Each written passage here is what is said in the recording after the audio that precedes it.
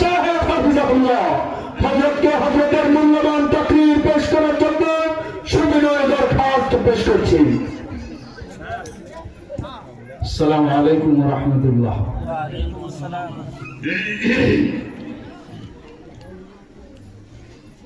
الحمد لله نحمده ونستعينه ونستغفره ونؤمن به ونتوكل عليه ونعوذ بالله من شرور أنفسنا ومن سيئات أعمالنا من يهده الله فلا مضل له ومن يضلله فلا هادي له ونشهد أن لا إله إلا الله وحده لا شريك له ونشهد أن سيدنا ونبينا وشفيعنا وحبيبنا ومولانا محمد الذي أرسله الله تعالى بالحق بشيرا ونذيرا وداعيا إلى الله بإذنه وسراجا منيرا أما بعد فقد قال الله تبارك وتعالى في كلامه المجيد وفي فرقانه الحميد أعوذ بالله من الشيطان الرجيم بسم الله الرحمن الرحيم يا أيها الذين آمنوا اتقوا الله ولتنظر نفس ما قدمت لغد واتقوا الله إن الله خبير بما تعملون ولا تكونوا كالذين نسوا الله فأنساهم أنفسهم أولئك هم الفاسقون لا يستوي أصحاب النار وأصحاب الجنة أصحاب الجنة هم الفائزون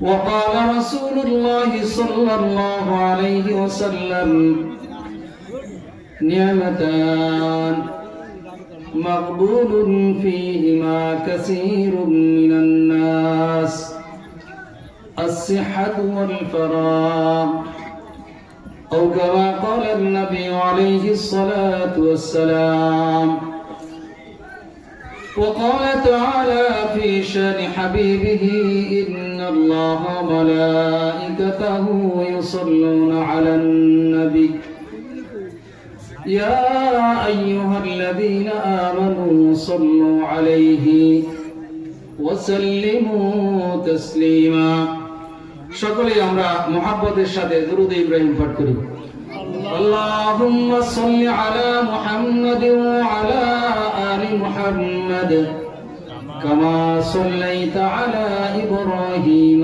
وعلى آل إبراهيم إنك حميد مجيد اللهم بارك على محمد وعلى آل محمد كما باركت على إبراهيم وعلى آل إبراهيم إنك حميد مجيد بلغ العلا بكماله كشف الدجى بجماله حسنت جميع خصاله صلوا عليه وآله بلغ العلا بكماله كشف الدجى بجماله حسنت جميع خصاله صلوا عليه وآله दे मुझे عشق محمد اور محمدیوں میں گن ہو محمد ہی محمد ورد میرا رات دن بلغ العلا بکمالہ کشف الدجا بجمالہ حسنت جميع خصاله صلوا عليه وآله الحمد لله উত্তর চন্দন হালিমাতুস সাদিয়া মহিলা মাদ্রাসার উদ্যোগে সপ্তম বার্ষিকী ওয়াজ মাহফিল। আজকে মাহফিলের সদরে জলসা সম্মানিত সভাপতি সাহেব, আমার শ্রদ্ধা ওস্তাদ আলহাজ হাফেজ মোহাম্মদ ইদ্রিস সাহেব, হুজুর দামাত বরকাতুহুল আলিয়া, আমি হুজুরের সুস্থতার সাথে দীর্ঘ নেক হায়াত কামনা করি। আল্লাহ পাক সিহাত এবং আফিয়াতের সাথে হুজুরকে নেক হায়াত দান করুন, সকলে বলেন আমিন। সাথে সাথে আল্লাহ পাক আমাদের সকলকেও এখানে যে আমরা উপস্থিত হয়েছি, আল্লাহ পাক আমাদেরকে আল্লাহ তাআলার নেক বান্দা হিসেবে কবুল করে নিন, জোরে বলেন আমিন। এখানে বসা আমার ওস্তাদ তিনি উপস্থিত নাই।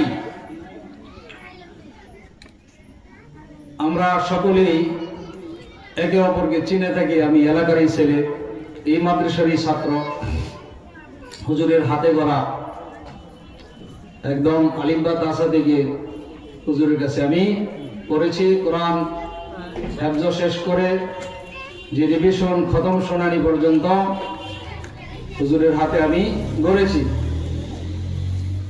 আল্লাহু আকবার। হুজুরের যে পরিশ্রম, হুজুরের যে মেহনত, হুজুরের যে ত্যাগ, হুজুরের যে কুরবানি এই এলাকার জন্য, এই দেশের জন্য, এই মাদ্রাসার জন্য, আমি মনে করি আমি যদি আমার শরীরের চামড়া দিয়ে হুজুরের জুতা বানায় দেই, এই ঋণ কোনোদিন শোধ করা যাবে না, ঠিক কিনা বলেন?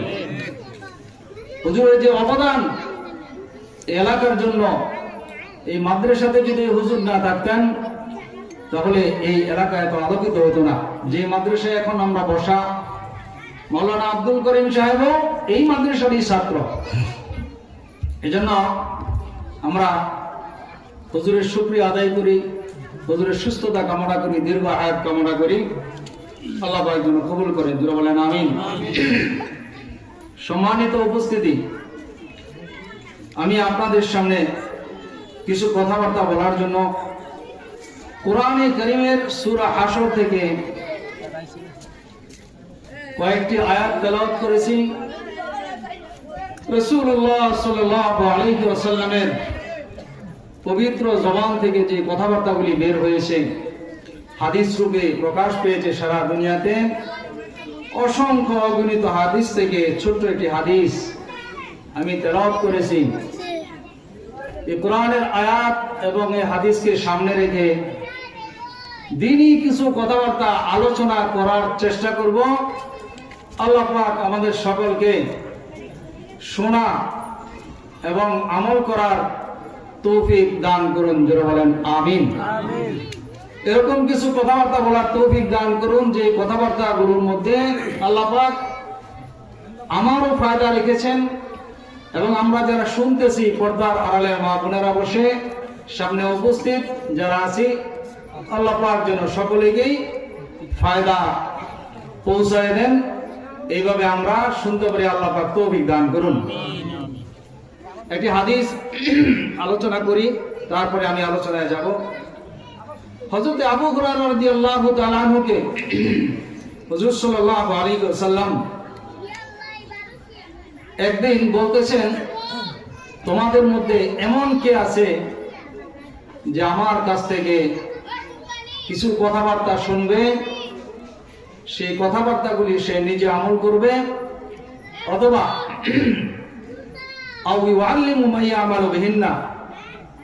অথবা সে কাউকে শোনাইবে যারা আবার এটার উপরে আমল করবে। আবু হুরায়রা রাদিয়াল্লাহু তাআলা আনহু বলেন যে আমাদের উপস্থিত লোকদের মধ্যে আমি বললাম, ইয়া রাসূলুল্লাহ, আমি সেই কথাগুলি শুনবো, তদ অনুযায়ী আমল করব এবং মানুষকে পৌঁছাইবো যেন মানুষ আমল করতে পারে। এই জন্য দিনের কথাবার্তাগুলি শোনার জন্য সর্বপ্রথম নিজে আমল করার নিয়তে শুনতে হবে, অপরের কাছে পৌঁছানোর নিয়তে শুনতে হবে। তাহলে এই শোনার দ্বারা ফায়দা হবে, ঠিক কিনা বলেন? আর যদি বিষয়টা এরকম হয়, প্রতি বছর এখানে মাহফিল হয়, আশেপাশেও মাহফিল হয়, একটু সময় গেলাম, দেখলাম কি অবস্থা, যদি শোটটা একটু ভালো লাগে, আর যদি হাসানি কান্দানি মনের একটু খোরাক যদি নিতে পারি, তাহলে কিছুক্ষণ বসবো, আর যদি ভালো না লাগে তাহলে চলে যাব। এরকম নিয়ত করেই যদি আমরা আসি, তাহলে যিনি বলবেন তিনার মুখ দিয়েও সেই কথা আর বের হবে না।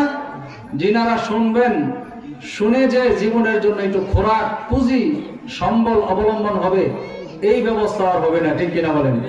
এজন্য আমরা সকলেই আমলের নিয়তে শুনবো ইনশাআল্লাহ। শুনবো তো ইনশাআল্লাহ? আল্লাহ পাক তৌফিক দান করুন। আমি যে আয়াত তেলাওয়াত করছি এটা হচ্ছে সূরাতুল হাশর। সূরাতুল হাশরের আয়াত তেলাওয়াত করেছি। সূরাতুল হাশর, এখানে আল্লাহ পাক রব্বুল আলামিন হাশর এই জন্যই নাম করেছেন, কিয়ামতের ময়দানে মানুষের যাহা কিছু হবে, ইয়াউমুল হাশর, কিয়ামতের ময়দানের অবস্থা কিছু আলোচনা করেছেন। এই জন্য এই সূরাটার নাম সূরাতুল হাশর করা হয়েছে। তো কিয়ামতের ময়দান, মানুষের যে কয়েকটা ধাপ, মানুষের জীবনের কিছু ধাপ আছে, 5টা ধাপ। কয়টা ধাপ বলেন তো? কয়েকটা ধাপ মানুষ পার করে মানুষের জীবনের শেষ গন্তব্যে পৌঁছবে। মানুষের জীবনের শেষ গন্তব্য হচ্ছে হয় জান্নাত না হয় জাহান্নাম। জান্নাত না হয় কি? জাহান্নাম। আর জান্নাত আর জাহান্নাম এটা মানুষের জীবনের শেষ গন্তব্য। আমরা মনে করি মৃত্যুর পরে বুঝি মানুষের জীবন শেষ। মৃত্যুর পরে কি মানুষের জীবন শেষ? না, মৃত্যুর পরে মানুষের জীবন শেষ না। মৃত্যুর পরে মানুষের আরেকটা জীবন শুরু হবে। তারপরে সেখানে হিসাব নিকাশ হওয়ার পরে মানুষের শেষ গন্তব্য হয় জান্নাত না হয় জাহান্নাম। তো মানুষের যে 5টা ধাপ, প্রথম ধাপে আমরা ছিলাম আলমে আরওয়াহ, রূহের জগতে। কোথায় ছিলাম আমরা? রূহের জগতে। খুব মনোযোগ দিয়ে শুনবেন। রূহের জগৎ থেকে আমরা, আল্লাহ পাক আমাদেরকে বাবার মাধ্যমে মায়ের রেহেমে, এটাকে আলমে বতন বলা হয়, মায়ের পেটে পাঠাইছেন আমাদেরকে। সেখানে আমরা কিছুদিন অবস্থান করার পর সেখান থেকে আল্লাহ পাক আমাদেরকে আলমে দুনিয়া, এই পৃথিবীতে আল্লাহ তাআলা আমাদেরকে পাঠাইছেন। এখানে নির্দিষ্ট কিছুদিন সময় পার করার পর, যে কয়েকদিনের জন্য আল্লাহ পাক আমাদেরকে পাঠাইছেন, এই নির্দিষ্ট সময় পার করার পর আমাদেরকে যেতে হবে আলমে বারজাখ। কোথায় যেতে হবে বলেন? আলমে বারজাখ। সে আলমে বারজাখ থেকে আমাদেরকে যেতে হবে ইয়াউমুল হিসাব, হিসাব কিতাব দিন, ইয়াউমুল কিয়ামা, কিয়ামতের ময়দানে। কিয়ামতের দিনে আমাদেরকে উপস্থিত হতে হবে। সেই কিয়ামতের ময়দানকে ইয়াউমুল জমা, ঐক্যবদ্ধের দিন, জমা হওয়ার দিন, ইয়াউমুল হিসাব, হিসাব কিতাবের দিন, ইয়াউমুল কিয়ামা, কিয়ামতের দিন, বিভিন্ন নামে আল্লাহ তাআলা কোরআনে অভিহিত করেছেন। তো হিসাব দেওয়ার জন্য কিয়ামতের ময়দানে পৃথিবীর শুরু থেকে নিয়ে কিয়ামতের আগ পর্যন্ত যত মানুষ এই পৃথিবীতে আসছে এবং ভবিষ্যতে আসবে, যারা চলে গেছেন, প্রত্যেকটা মানুষ, নারী হোক পুরুষ হোক, প্রত্যেকটা মানুষকে সেই কিয়ামতের ময়দানে উপস্থিত হতে হবে। সেখানে উপস্থিত হয়ে জীবনের হিসাব কিতাব দিতে হবে। হিসাব কিতাব দেওয়ার পরে কোন কোন মানুষের জন্য জান্নাতের ফয়সালা হবে, কিছু কিছু মানুষের জন্য জাহান্নামের ফয়সালা হবে। সেটা হবে মানুষের সর্বশেষ ঠিকানা। সেটা হবে মানুষের সর্বশেষ ঠিকানা। তারপরে আর কোনো ঠিকানা নাই। যারা জান্নাতে চলে গেল তারা চির সফলতা অর্জন করলো, আর যারা জাহান্নামে চলে গেল তারা চিরজীবনের জন্য ব্যর্থ হয়ে গেল। আর আলমে বারজাখ সময়টা মানুষের মৃত্যুর পর মানুষ যেভাবেই মৃত্যুবরণ করুক, তাকে কোনো হিংস্র প্রাণী খেয়ে ফেল অথবা পানির নিচে পড়ে মরুক, যে কোনোভাবে সাধারণ মৃত্যু হোক, তাকে কবরস্থ করুক অথবা আগুনে জ্বালিয়ে ফেলুক, বা যে কোনো অবস্থাতেই তার জীবন যখন শেষ হয়ে যায়, কিয়ামতের আগ পর্যন্ত যে সময়টা অতিবাহিত হয় সেই সময়টাকেই আলমে বারজাখ বলা হয়। সেই সময়টাকে কি বলা হয়? আলমে বারজাখ বলা হয়। সেই আলমে বারজাখ থেকে কিয়ামতের ময়দানে মানুষ উপস্থিত হবে। কিভাবে উপস্থিত হবে সেই ব্যাপারে আল্লাহ পাক রব্বুল আলামিন বলেন, فَإِذَا نُفِخَ فِي الصُّورِ فَلَا أَنْسَابَ بَيْنَهُمْ يَوْمَئِذٍ وَلَا يَتَسَاءَلُونَ। সেই কিয়ামতের ময়দান যখন সিংহায় ফুঁক দেবে, ফিস-সূরি, যখন সিংহায় ফুঁক দেওয়া হবে, অবস্থাটা এরকম হবে, মানুষ দলে দলে দলে দলে উঠে কিয়ামতের ময়দানে হাজির হবে, উপস্থিত হবে। আল্লাহ পাক রব্বুল আলামিন বলেন, মানুষ এমন ভাবে দৌড়াইবে মনে হয় যেন কোনো নির্দিষ্ট কোনো একটা বস্তু পাওয়ার জন্য দৌড়াইতেছে। কেউ কাহার ওদিকে তাকাইবে না। সিংহায় ফুঁক দেওয়ার সাথে সাথে যখন জমা হওয়ার জন্য ফুঁক দেওয়া হবে, সেই কিয়ামতের কঠিন ময়দানে প্রত্যেকটা মানুষ উপস্থিত হয়ে যাবে। আল্লাহ হাবিব সাল্লাল্লাহু আলাইহি ওয়াসাল্লাম বলেন, সেই কিয়ামতের ময়দানটা হবে সমস্তটা পৃথিবীটা সমতল হয়ে যাবে, কোথাও কোনো উঁচু নিচু থাকবে না, একদম সমান সাদা এবং লাল বর্ণের জমিটা হবে, সমস্ত পৃথিবীটা সমতল ভূমি হয়ে যাবে, কোথাও কোনো উঁচু নিচু পাহাড় পুকুর নালা খাল বিল কিছুই থাকবে না। পৃথিবীতে যত মানুষ জমির দাবিদার, এই সম্পদটা আমার, এই দাগ নাম্বারটা আমার, এই দাগে আমার এত বিঘা সম্পদ আছে, এত শতাংশ জায়গা আছে, সেদিন এই দাবি করার মতো কোনো মানুষ আর থাকবে না। কিয়ামতের ময়দান সমতল ভূমি হয়ে যাবে। আল্লাহ তাআলা বলেন, ইয়াউমা ইনফাখু ফিস-সূর ফাফাজি'a মান ফিস-সামাওয়াতি ওয়া মান ফিল আরদি ইল্লা মান শাআ আল্লাহ। সবকিছু ধ্বংস হয়ে যাবে, আকাশ বিদীর্ণ হয়ে যাবে, ফেটে যাবে, সবকিছু উলটপালট হয়ে যাবে। যখন সিংহায় ফুঁক দেওয়া হবে কিয়ামতের ময়দানে যখন যাবে, আল্লাহ তাআলা বলেন, ফালা আনসাবা বাইনাহুম ইয়াওমাইযিন ওয়ালা ইয়াতাসাআলুন। সেদিন মানুষ যখন উপস্থিত হবে, কোন মানুষ কেউ আত্মীয়তার পরিচয় দিবে না, কোন বংশের পরিচয় দিবে না, আর কেউ কোনো মানুষকে কোনো কিছু জিজ্ঞেস করবে না, কেউ কারো সম্পর্কে কিছু জানার চেষ্টা করবে না। দুনিয়াতে যখন মানুষ একদিকে যায় কোথাও দল বেঁধে, অনেক মানুষ জিজ্ঞেস করে যে আপনারা কোথায় যাচ্ছেন, নাকি জিজ্ঞেস না করলেও কমপক্ষে নিজেদের মধ্যে একটা গবেষণা আসে যে এই মানুষগুলি যাচ্ছে কোথায়, কোথায় যাইতেছে, আছে নাকি বলেন। কিন্তু কিয়ামতের ময়দানে যখন উপস্থিত হওয়ার সময় হয়ে যাবে আমার ভাইয়েরা, ভয়াবহ, এমন ভয়াবহ আকার ধারণ করবে, মানুষ কেউ কাউকে কোনো কিছু জিজ্ঞেস করবে না, কোনো আত্মীয়কে জিজ্ঞেস করবে না, বন্ধুকে জিজ্ঞেস করবে না কোথায় যাচ্ছ, তোমার কি অবস্থা। ফালা আনসাবা বাইনাকুম ইয়াওমাইযিন ওয়ালা ইয়াতাসাআলুন। যখন কিয়ামতের ময়দানে উপস্থিত হয়ে যাবে, ফামান সাকুলাত মাওয়াজিনুহু ফাউলাইকা হুমুল মুফলিহুন।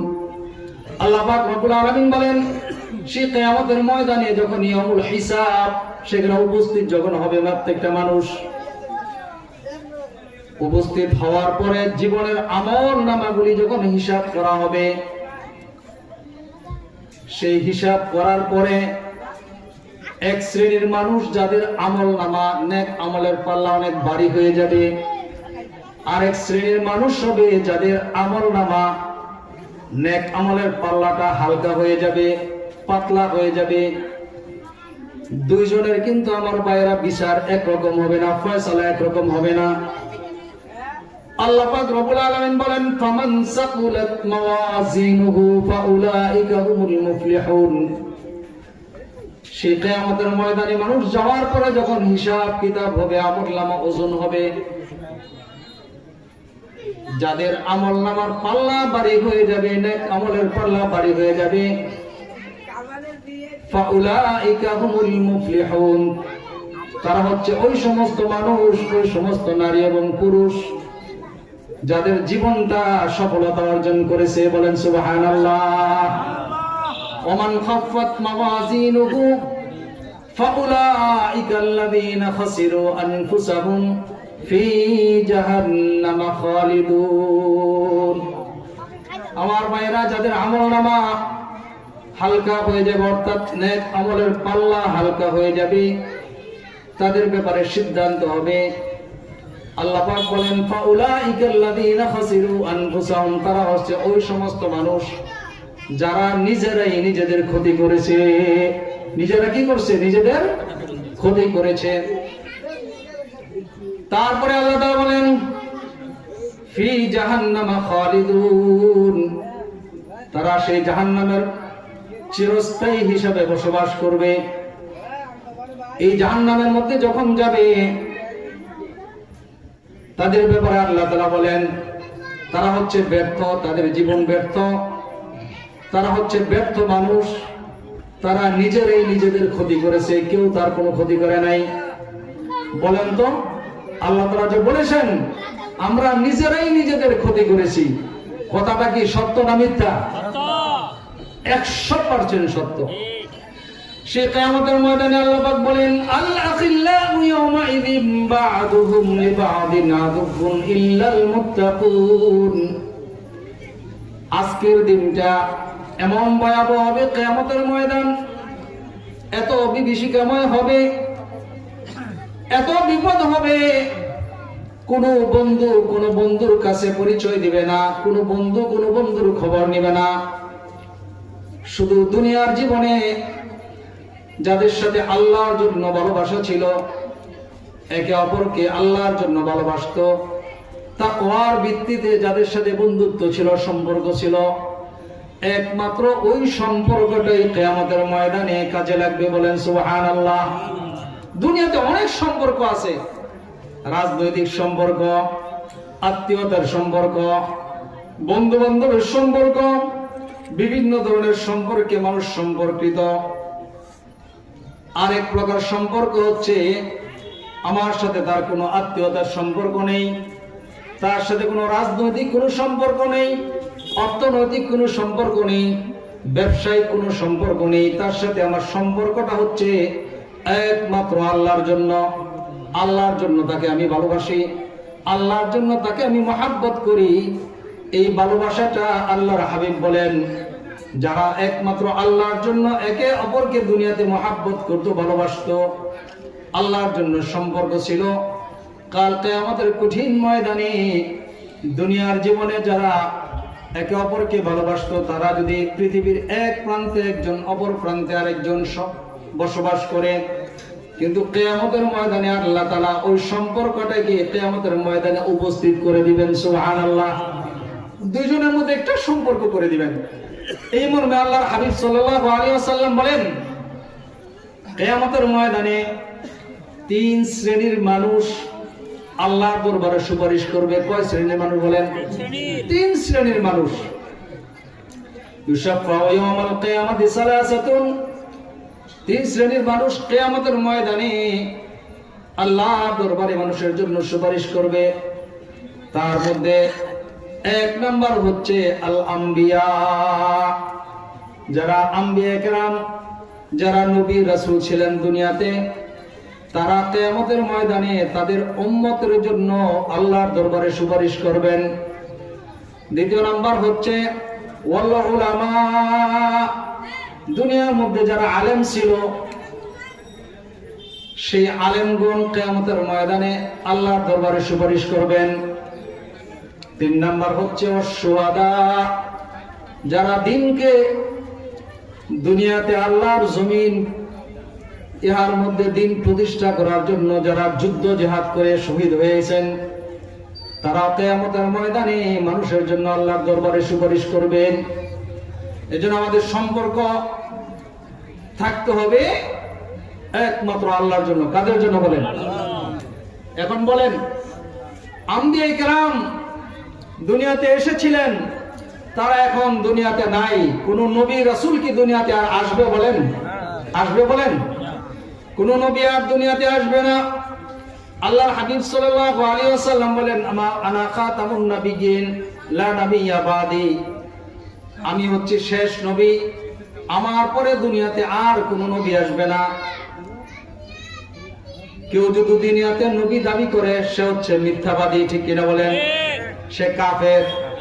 যেমন গত কিছুদিন আগে আপনারা যারা গেছেন, বিশাল সমাবেশ হয়েছে কাদিয়ানীদেরকে কাফের ঘোষণা করার জন্য, ঠিক কিনা বলেন? এই কাদিয়ানী গোষ্ঠী যারা নবী দাবি করে, মুহাম্মদ সাল্লাল্লাহু আলাইহি ওয়াসাল্লামের পরেও আরেকজন নবী আসতে পারে, এই কথা যারা বিশ্বাস করে তারা কাফের, এতে কোনো সন্দেহ নাই, ঠিক কিনা বলেন? তারা যে কাফের এটার মধ্যে যারা সন্দেহ করবে তারাও কাফের, ঠিক কিনা বলেন? এই জন্য নবীর দরজা খতম, নবীর দরজা আর দুনিয়াতে আসবে না। তাহলে নবীদের সাথে আমরা সম্পর্ক কিভাবে রাখবো? কিভাবে সম্পর্ক রাখলে কিয়ামতের ময়দানে নবীর সুপারিশ পাওয়া যাবে? সেটা হচ্ছে আল উলামা ওয়ারাসাতুল আম্বিয়া। দুনিয়াতে যারা উলামায়ে কেরাম আছেন তারা হচ্ছে নবীদের উত্তরসূরি, নবীদের উত্তরাধিকারী। ওয়া ইন্নাল আম্বিয়া লাম ইউরিসু দিনারা ওয়ালা দিরহামা। নবীরা কোনো দিনার দিরহাম, টাকা পয়সা, দুনিয়ার সম্পদ রেখে যান নাই। তিনারা রেখে গেছেন ইলম। কি রেখে গেছেন বলেন? ফামান আখাযাহু আখাযা বিহাজ্জিন ওয়াফির। যারা এই ইলম অর্জন করলো, সে ইলম শিখলো, তারা বিশাল খজিনা, বিশাল দামি একটা সম্পদ অর্জন করলো, ঠিক কিনা বলেন? এইজন্য নবীজি বলেছেন, যারা উলামায়ে কেরামের সাথে সম্পর্ক রাখবে, যারা উলামায়ে কেরামকে ভালোবাসবে, তারা যেন আমি নবীকেই ভালোবাসলো, আমি নবীর সাথে সম্পর্ক রাখলো। বলেন সুবহানাল্লাহ। এই জন্য আমাদের দ্বিতীয় অপশনটা আসে, দ্বিতীয় অপশন, দ্বিতীয় সুযোগ আছে। আমরা উলামায়ে কেরামদেরকে যদি আল্লাহর জন্য ভালোবাসি, তাহলে আল্লাহর রাসূল বলেছেন তারা যেন আমাকেই ভালোবাসলো। যারা উলামায়ে কেরামের সাথে সম্পর্ক রাখলো তারা যেন আমার সাথে সম্পর্ক রাখলো। যারা উলামায়ে কেরামকে ভালোবাসবে, সম্পর্ক রাখবে একমাত্র আল্লাহর জন্য, কাল কিয়ামতের ময়দানে ওই মানুষগুলি উলামায়ে কেরামের সাথে সম্পর্ক থাকার কারণে উলামায়ে কেরাম এবং নবীগণও তাদের জন্য সুপারিশ করবেন। বলেন সুবহানাল্লাহ। আল্লাহ হাবিব সাল্লাল্লাহু আলাইহি ওয়াসাল্লাম বলেন, কিয়ামতের ময়দানে মানুষ সারিবদ্ধভাবে দাঁড়ানো থাকবে, তার মাঝখান দিয়ে জাহান্নামীদেরকে নিয়ে যাওয়া হবে, জাহান্নামীদেরকে নিয়ে যাওয়া হবে। মানুষ দেখবেন বিপদে যখন পড়ে, আসামি ধরা পড়ে, সন্তান যখন অপরাধী হইয়া বাবার হাতে ধরা পড়ে মাইর খাইবে, এই সময় ডাইনে বামে তাকায়, দেখে কাউকে দেখা যায়নি। হ্যাঁ, বড় ভাইরে দেখা যায়নি, মায়েরে দেখা যায়নি, আব্বার আশেপাশের কাউকে দেখা যায়নি, দাদারে দেখা যায়নি, চাচারে দেখা যায়নি। কোন একজন মানুষ নিয়ে আব্বার হাত থেকে ছুটাই আমার বিপদে বাঁচায়। এরকম হয় কি হয় না বলেন? আপনাদের জীবন হয়েছে? আমার জীবনে অনেকবার হয়েছে। আমি বুঝি বিষয়টা, খুব উপলব্ধি করি। যখন এই হাদিসটা পড়ি তখন আমি উপলব্ধি করি এটা খুব।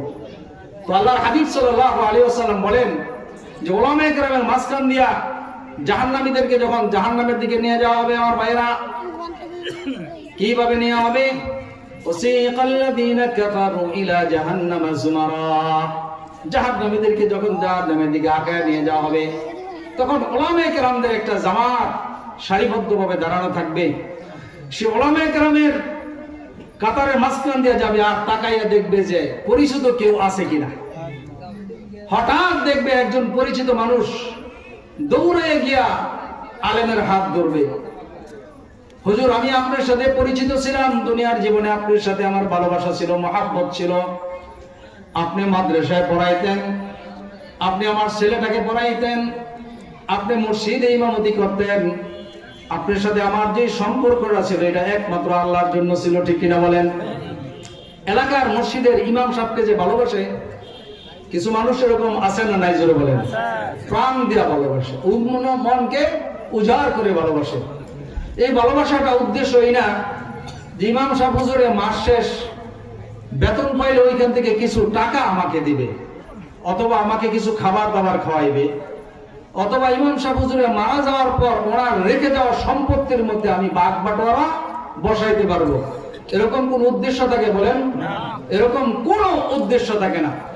একদম নিঃস্বার্থভাবে মুসল্লি, তাদের মধ্যে কিছু মানুষ, এলাকার মানুষ ইমাম সাহেবকে মন দিয়ে ভালোবাসে, ঠিক কিনা বলেন? এই মানুষগুলি কিয়ামতের ময়দানে যখন চলবে চলবে ইমাম সাহেবকে দেখে দৌড় দিয়ে গিয়ে হাতে ধরবে, এটা নবীজির কথা আমি বলতেছি, গিয়ে বলবে, হুজুর আমি তো আপনাকে চিনি, আপনি এই এলাকায় বাস করতেন, আমি কিন্তু আপনার সাথে আমার মহাব্বত ছিল, আপনার সাথে আমি উঠবস করতাম। আজকে হুজুর আমি বিপদে পড়ে গেছি, আমাকে বিপদ থেকে উদ্ধার করেন। আল্লাহ পাক কিয়ামতের ময়দানে শুধু উসিলা খুঁজবেন, বান্দাকে কোনো মতনে জাহান্নাম থেকে মুক্তি দেওয়া যায় কিনা।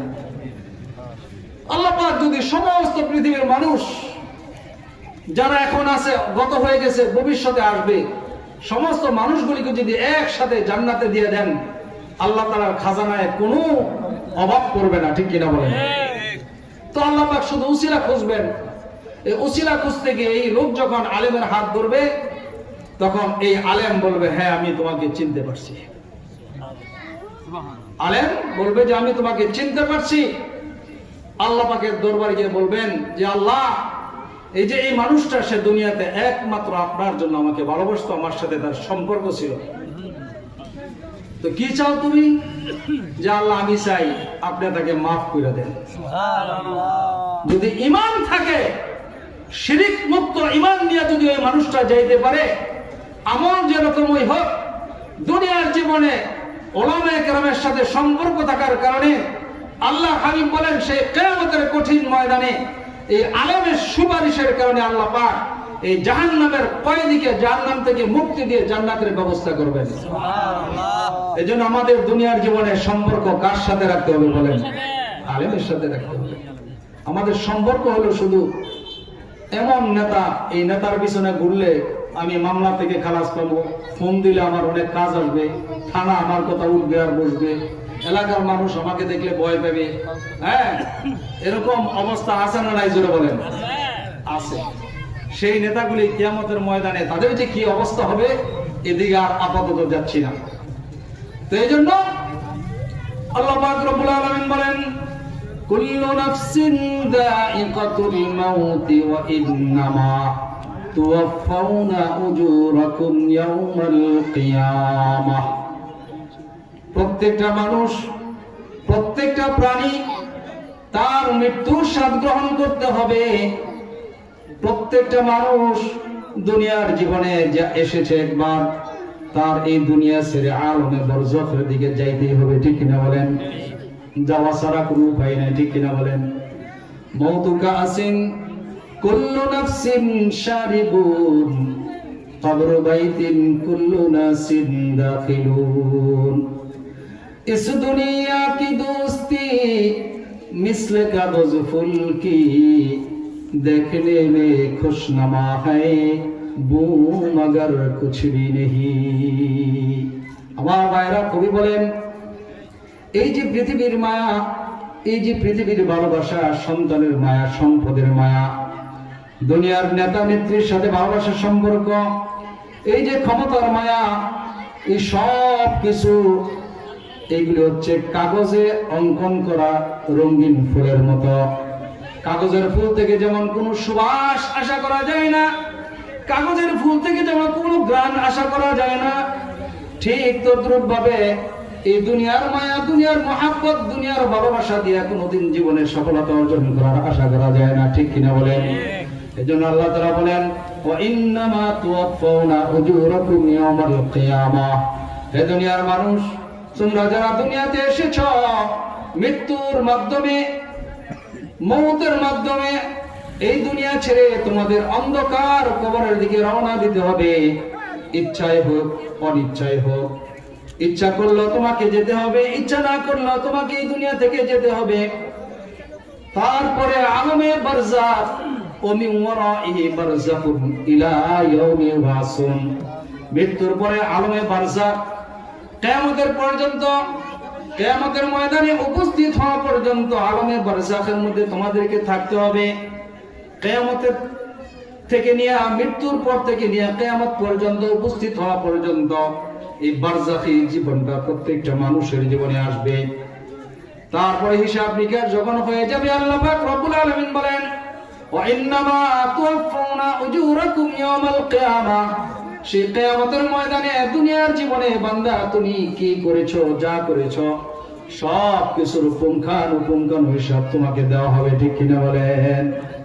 ওয়াল ওয়াজনু ইয়াওমাইদিনিল হক ফামান সাকুলাত মাওয়াজিনুহু ফাউলাইকা হুমুল মুফলিহুন ومن خفت موازينه فأولئك الذين خسروا أنفسهم في جهنم خالدون। সেদিন কিয়ামতের ময়দান ইনসাফের পাল্লা কায়েম করা হবে। বলেন কিসের পাল্লা? ইনসাফের পাল্লা কায়েম করা হবে। ওয়াল ওয়াজনু ইয়াওমাইদিনিল হক, বান্দা আমি যে তোমার জীবনের হিসাব কিতাব নেব, তোমার জীবনের আমলনামার ওজন করে যে তোমাকে বদলা দেব, এটা কিন্তু জেনতেন পারলা না। দুনিয়ার কোনো হিসাব কিতাব নয়, দুনিয়ার কোনো বিচার ব্যবস্থা নয়। দুনিয়ার বিচার ব্যবস্থার মধ্যে জুলুম আছে, নির্যাতন আছে, অত্যাচার আছে, পক্ষপাতিত্ব আছে। জোরে বলেন আছে না নাই? সত্যের বিচার দুনিয়াতে নাই। কিন্তু আল্লাহ পাক বলেন ওয়াল ওয়াজনু ইয়াওমাইদিনিল হক, আজকের দিনে যে তোমার আমলনামা ওজন করা হবে তার মধ্যে বিন্দু পরিমাণ কোনো জুলুম করা হবে না। দুনিয়াতে এমন হবে না দুনিয়াতে একটা নেক আমল করেছো, সেই নেক আমলটা আমি উপস্থিত করি নাই, অথবা এমন কোনো পাপ করো নাই যে পাপটা তোমার আমলনামার মধ্যে আমি উপস্থিত করেছি, এরকম হবে না। যা কিছু করেছো সত্য সহকারে, ইনসাফ সহকারে মিজানের পাল্লায় তোমার আমলনামা ওজন দেওয়া হবে। ফামান সাকুলাত মাওয়াজিনুহু ফাউলাইকা হুমুল মুফলিহুন, এই ওজন দেওয়ার পরে যার আমলনামার পাল্লা ভারী হয়ে যাবে সে জীবনে সফলতা অর্জন করবে, তার জীবনটা সফলকামী। এজন্য আল্লাহ পাক রব্বুল আলামিন বলেন ওয়া ইন্নামা তুওয়াফাউনা উজুরাকুম ইয়াওমাল কিয়ামাহ, বান্দা অবশ্যই অবশ্যই দুনিয়ার জীবনে যা কিছু করেছো কিয়ামতের ময়দানে তার পুঙ্খানুপুঙ্খানু বদলা তোমাকে দেয়া হবে, পুঙ্খানুপুঙ্খানু হিসাব তোমাকে দেওয়া হবে, তুমি বুঝে বুঝে পাইবা। তারপরে আল্লাহ তাআলা বলেন ফামান যুহজিহা আনিন নার ওয়া উদখিলা জান্নাতা ফাকাদ ফাজ, যে ব্যক্তি আমলনামার ওজন দেওয়ার পরে আমলনামা তাকে দেওয়া হবে, আমলনামা দেওয়ার পরে ফামান যুহজিহা আনিন নার, যে ব্যক্তি সে আমলনামা পেয়ে জাহান্নাম থেকে মুক্তির সনদ পেয়ে গেল, জাহান্নাম থেকে মুক্তির ব্যবস্থা যার হয়ে গেল, ওয়া উদখিলাল জান্নাতা ফাকাদ ফাজ, আর জান্নাতে যাওয়ার সুযোগ তার লাভ হয়ে গেল। আল্লাহ পাক রব্বুল আলামিন বলেন ফাকাদ ফাজ, সে হচ্ছে চির সফলতা অর্জনকারী মানুষ। এই জন্য দুনিয়ার জীবনে কোনো সফলতাও নাই, দুনিয়ার জীবনে কোনো ব্যর্থতাও নাই। মুমিনের সফলতা এবং ব্যর্থতা হচ্ছে একমাত্র কিয়ামতের ময়দানে, ঠিক কিনা বলেন? সেই কিয়ামতের ময়দানে আমার ভাইয়েরা প্রত্যেকটা মানুষের যেতে হবে, প্রত্যেকটা মানুষের যেতে হবে, ইচ্ছায় হোক অনিচ্ছায় হোক আমলনামার হিসাব দিতে হবে, ইচ্ছায় হোক অনিচ্ছায় হোক। তারপরে যখন আমলনামার পাল্লা হালকা হয়ে যাবে, গুনাহের পাল্লা ভারী হয়ে যাবে, আল্লাহ পাক আদেশ করবেন যাও জাহান্নামে যাও, ইসলাউহা ফাসবিরু আও লা তাসবিরু সাওয়াউন আলাইকুম, যাও জাহান্নামে প্রবেশ করো। এই জাহান্নামে প্রবেশ করাটা তোমার কাছে ভালো লাগুক আর না লাগুক, সবর করো আর না করো, যাইতে চাও আর না চাও সমান সমান যেতেই তোমাকে হবে, ঠিক কিনা বলে? ফাঁসির কাষ্টে যখন মানুষ ঝুলবে তখন তাকে যদি স্বাভাবিক বলে যে যাও, তাহলে সে জীবনও যাবে না, ঠিক কিনা বলেন? যদি কিয়ামত পর্যন্ত তার দাঁড়ায় থাকতে হয় সে দাঁড়ায় থাকবে। কি বলেন, যাবে? এখান থেকে লড়বে না। ইচ্ছা করলে সুযোগ থাকলে আস্তে আস্তে পিছনের দিকে যাবে, সামনের দিকে যাবে না। কিন্তু আল্লাহ তাআলা বলেন ফাসবিরু আও লা তাসবিরু সাওয়াউন আলাইকুম, তুমি জাহান্নামে প্রবেশ করতে চাও আর না চাও সমান। সাওয়াউন আলাইকুম ইন্নামা তুজজাউনা মা কুনতুম তা'মালুন, বান্দা তুমি দুনিয়ার জীবনে যা কিছু করেছো তার বদলাই তোমাকে পেতে হবে, তার বদলাই তোমাকে দেওয়া হবে। যখন যাইতে চাবে না আমার ভাইয়েরা, জাহান্নামে কি কেউ যাইতে চাইবে না বলেন? এই কঠিন আযাবের মধ্যে কেউ যাইতে চাবে না। দুনিয়ার কোন কষ্টের জায়গার মধ্যে মানুষ যেতে চায় না। আল্লাহ পাক রব্বুল আলামিন বললেন খুযুহু ফাগুল্লুহু সুম্মাল জাহিমা সাল্লুহু সুম্মা ফি সিলসিলাতিন দারউহা 70 যিরাআন ফাসলুকুহু। ফেরেশতাদেরকে বলবেন ফেরেশতাটাকে ধরো, ফাগুল্লুহু গলার মধ্যে বেরি করো, সুম্মাল জাহিমা সাল্লু তারপরে জাহান্নামের মধ্যে শিকল দিয়ে তাকে বাঁধো, সুম্মা ফি সিলসিলাতিন দারউহা 70 যিরাআন ফাসলুকুহু 70 গজ লম্বা শিকল দিয়ে তাকে জাহান্নামের মধ্যে পেঁচায়া বাঁধো। আল্লাহ পাকের ফেরেশতারা অর্ডার পাওয়ার সাথে সাথে জাহান্নামীদেরকে ধরবে। আল্লাহর হাবিব সাল্লাল্লাহু আলাইহি ওয়াসাল্লাম বলেন আমার উম্মতেরা, একজন জাহান্নামীর ফেরেশতা এই আদেশ পাওয়ার পরে একসাথে কমপক্ষে 70 জন মানুষকে ধরে চুলের মুঠিতে একদম ফিক্কা মেরা জাহান্নামের মধ্যে ফেলায় দিব। 70 জন কমপক্ষে, আর বেশি তো যত আছে। একজন মানুষের জাহান্নামী যারা হবে তাদের বডি থেকে পায়ের পাতা থেকে মাথা পর্যন্ত লম্বা লম্বা চুল হবে, যাতে ধরতে সুবিধা হয়। নবীজি বলেন এই চুলের মুঠির মধ্যে ধরে কমপক্ষে 2 হাতে 140 জন মানুষকে একসাথে ইডাল দিয়ে জাহান্নামে নিক্ষেপ করবে। যেতে চাই আর না চাই, ইসলামহা ফাসবিরু আও লা তাসবিরু সাওয়াউন আলাইকুম ইন্নামা তুজজাউনা মা কুনতুম তা'মালুন। তুমি সবর করো আর না করো, যাইতে চাও আর না চাও, তোমাকে যেতেই হবে। অনিচ্ছাকৃতভাবে হলেও যেতে হবে। জাহান্নামের ফেরেশতারা তোমাকে জাহান্নামে নিক্ষেপ করবে। এজন্য আমার ভাইরা, সেই কিয়ামতের ময়দান, কঠিন ভয়াবহ অবস্থা আমাদের সামনে আছে না নাই? জোরে বলেন। এজন্য আল্লাহ পাক রব্বুল আলামিন বলেন ইয়া আইয়ুহাল্লাযীনা আমানুত্তাকুল্লাহ, হে আমার ঈমানদার বান্দারা, আল্লাহ তাআলাকে ভয় করো, আল্লাহ তাআলাকে ভয় করো। কাকে ভয় করো বলেন? আল্লাহ তাআলাকে ভয় করো। ওয়াল তানজুর নাফসুম মা কদ্দামাত লিগাদ, আর প্রত্যেকটা মানুষের ভাবা উচিত, চিন্তা করা উচিত, ভেবে দেখা উচিত সেই কঠিন কিয়ামতের ময়দানে, সেই কঠিন জাহান্নাম থেকে বাঁচার জন্য দুনিয়ার জীবনে থেকেই কতটুকু নেক আমল করে পরকালের জন্য পাঠাইছে প্রত্যেকটা মানুষের ভাবা উচিত। কি বলেন, ভাবা উচিত কিনা? প্রত্যেকটা মানুষের ভাবা উচিত। এজন্য আল্লাহ হাবিব সাল্লাল্লাহু আলাইহি ওয়াসাল্লাম বলেন হাসিবু ক্বাবলা আন তুহাসাবু ওয়াজিনু ক্বাবলা আন তুওয়াজানু।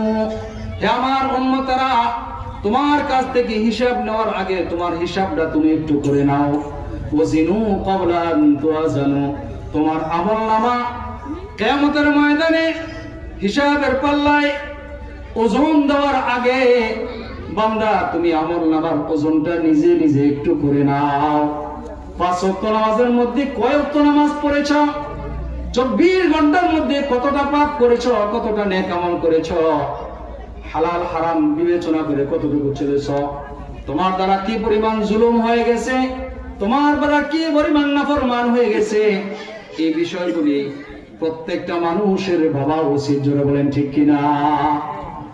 আল্লাহ হাবিব সাল্লাল্লাহু আলাইহি ওয়াসাল্লাম বলেন একটা মানুষকে যেই জায়গার মধ্যে দাফন করা হবে সেই জায়গাটার নাম হচ্ছে কি? জোরে বলেন কবর। এই কবর প্রত্যেকটা কবরবাসীকে, আমাকে যেই জায়গায় দাফন করবে, আপনাকে যেই জায়গায় দাফন করবে, এই কবর আপনাকে আমাকে প্রতিদিন কমপক্ষে 20 বার সিগন্যাল দেয়, সতর্ক করে। আনা বাইতুদ দুদ, আনা বাইতুল ওয়াহদা, আনা বাইতুজ জুলমাহ, আমি কীট পতঙ্গের ঘর, আমি একা একই ঘর, নির্জন ঘর, আমি অন্ধকার ঘর। হে আল্লাহর বান্দা, আমার কাছে আসার আগে তুমি একটু নিজের হিসাব কিতাব করে তারপরে আমার কাছে আইসো। এই জন্য নবীজি বলেন, যে ব্যক্তি দৈনিক কমপক্ষে 20 বার মৃত্যুকে স্মরণ করবে, আল্লাহ পাক রব্বুল আলামিন তাকে শহীদি মর্তবা দান করবেন। এখন বলতে পারেন, ঠিক আছে হুজুর, নামাজ কালাম সব বাদ দিয়ে দিলাম, দৈনিক 20 বার মৃত্যুটাকে স্মরণ করলাম। আমার বন্ধুগণ, মৃত্যুকে যদি স্মরণ করে কোনো মানুষ, রাসূল সাল্লাল্লাহু আলাইহি ওয়াসাল্লাম বলেছেন, একমাত্র মৃত্যুর চিন্তাই মানুষকে দুনিয়ার পাপাচার থেকে বিরত রাখতে পারে। ঠিক কিনা বলেন? এই জন্য কবরের চিন্তা করতে হবে। এই জন্য আল্লাহ তাআলা বলেন, হে আমার ইমানদার বান্দারা, আল্লাহকে ভয় করো। আর প্রত্যেকটা মানুষের ভাবা উচিত, চিন্তা করা উচিত, সেই কঠিন কিয়ামতের ময়দানে মুক্তির জন্য সে কি প্রেরণ করেছে, কতটুকু নেক আমল করে পাঠাইছে, প্রত্যেকটা মানুষের ভাবা উচিত। ঠিক কিনা বলেন? মানুষ যখন বিদেশ থাকে, বিদেশে চাকরি করে, সেই বিদেশে থেকে চিন্তা করে, প্রতিটা মাস যায় আর চিন্তা করে কি পরিমাণ স্যালারি আমি কামাইলাম, টাকা কি পরিমাণ উপার্জন করলাম। এই উপার্জন কিন্তু টাকা দিয়ে কি আমি দেশে গিয়ে ভালোভাবে চলতে পারবো কিনা? ঠিক কিনা বলেন? চিন্তা করে না? নাই করে। তো দুনিয়া তো প্রত্যেকটা মানুষের চিন্তা করা উচিত। আল্লাহ তাআলা বলতেছেন, চিন্তা করা উচিত, ভেবে দেখা উচিত সে দুনিয়ার জীবনে থেকে কতটুকু নেক আমল করে জাহান্নাম থেকে বাঁচার জন্য নেক আমল কি পরিমাণ করে পাঠাইছে। তারপরে আল্লাহ তাআলা বলেন, ওয়াল তানজুর নাফসুম মা কদ্দামাত লিগাদিন ওয়াত্তাকুল্লাহ ইন্নাল্লাহা খাবীরুম বিমা তা'মালুন। বান্দা, দুনিয়ার জীবনে তুমি কি করো না করো সবকিছু সম্পর্কে আল্লাহ তাআলা অবগত আছেন। আল্লাহ তাআলা অবগত আছেন কিনা বলেন? গভীর রাতের আঁধারে আপনি আমি যেখানে বসে, কোনো মানুষ নাই, সলা পরামর্শ করি, কোনো মানুষকে হত্যা করার জন্য, কোনো মানুষকে ক্ষতি করার জন্য, কোনো মানুষের সম্পদ আত্মসাৎ করার জন্য, চুরি করার জন্য, ডাকাতি করার জন্য, বা যেখানে বসে যে কোনো দিনের পাপ কাজে লিপ্ত থাকি, পৃথিবীর কেউ জানে না, জানে কে? জুড়ে বলে আল্লাহ পাক জানেন। এই আল্লাহ তাআলা বলতেছেন, আল্লাহ তাআলাকে ভয় করো। আল্লাহর ভয় যদি তোমার অন্তরে থাকে, তুমি পাপ কাজ থেকে বিরত থাকতে পারবা। তারপর আল্লাহ তাআলা বলেন, ওয়ালা তাকুনু কাল্লাযীনা নাসুল্লাহা ফানসাহুম আনফুসাহুম উলাইকা হুমুল ফাসিকুন। তোমরা তাদের মতো হয়ো না যারা আল্লাহ তাআলাকে ভুলে গেছে, বলে আল্লাহ তাআলা গজব স্বরূপ তাদেরকে সেই পরকালের চিন্তা ভুলিয়ে দিয়েছেন। যদি মানুষ দুনিয়ার জীবনে বেশি পাপ করে, আল্লাহ তাআলাকে ভুলে যায়, আল্লাহ তাআলার স্মরণ থেকে বিমুখ হয়ে যায়, এটার শাস্তি স্বরূপ আল্লাহ তাআলা পরকালের চিন্তা থেকে তাকে ভুলিয়ে দেন। এটা হচ্ছে একটা ব্যাখ্যা। তারপরে আল্লাহ তাআলা বলেন, লা ইয়াস্তাবি আসহাবুন নারি ওয়া আসহাবুল জান্নাহ আসহাবুল জান্নাতি হুমুল ফাইজুন। বান্দা, জান্নাতি মানুষ আর জাহান্নামী মানুষ কিন্তু এক সমান নয়। নিশ্চয়ই যারা জান্নাতি তারা হচ্ছে চির সফলকারী। বলেন সুবহানাল্লাহ। এ আমার বয়ান শেষ। একটা হাদিস, ছোট হাদিস বলেছিলাম, হাদিসের তরজমাটা বলে শেষ করতেছি। নবীজি উপদেশ স্বরূপ একটা হাদিসের মধ্যে 2টা কথা বলেছেন। কয়টা কথা বলেন? আল্লাহ তাআলা মানুষকে 2টা গুরুত্বপূর্ণ নিয়ামত দান করেছেন, যে নিয়ামত সম্পর্কে অধিকাংশ মানুষ গাফেল, অধিকাংশ মানুষ অসচেতন। সেই 2টা নিয়ামত হচ্ছে, 1 নাম্বার as-সিহহাতু, 2 নাম্বার হচ্ছে আল ফারাগ। একটা হচ্ছে সুস্থ জীবন আর একটা হচ্ছে অবসর জীবন। মানুষের জীবনের সবচেয়ে গুরুত্বপূর্ণ একটা বিষয় হচ্ছে সুস্থতা। জোরে বলেন ঠিক কিনা? সুস্থ থাকলে মানুষ ভালো কাজ করতে পারে, নেক কাজ করতে পারে, অর্থ উপার্জন করতে পারে, যা কিছু আছে সব কিছুই করতে পারে যদি সুস্থ জীবন লাভ করে। ঠিক কিনা বলেন? এই হচ্ছে আল্লাহর পক্ষ থেকে একটা নিয়ামত। দ্বিতীয় আরেকটা নিয়ামত হচ্ছে আল ফারাগ, অবসর জীবন। আপনি সুস্থ আছেন কিন্তু বিবি বাচ্চার সাথে সময় দিতে পারেন না, এরকম মানুষ আছে না? নাই বলেন? অনেক ব্যস্ততা, বউয়ের লোকের সময় দিতে না, পোলাপানের লোকের সময় দিতে না, গরু গেলে কাজ যায়, এরকম লোক আছে না? নাই। এই বিবি বাচ্চার সাথে সময় দিতে পারে না, এই জন্য ঘরের মধ্যে ঝগড়া ফাসাদ আছে, এরকম ফ্যামিলি আছে না? নাই জুড়ে বলেন। তো আল্লাহ রাসূল সাল্লাল্লাহু আলাইহি ওয়াসাল্লাম বলেন, সুস্থতা এবং অবসর এই 2টা মানুষের নিয়ামত, কিন্তু এই 2টা নিয়ামত সম্পর্কে অধিকাংশ মানুষ গাফেল।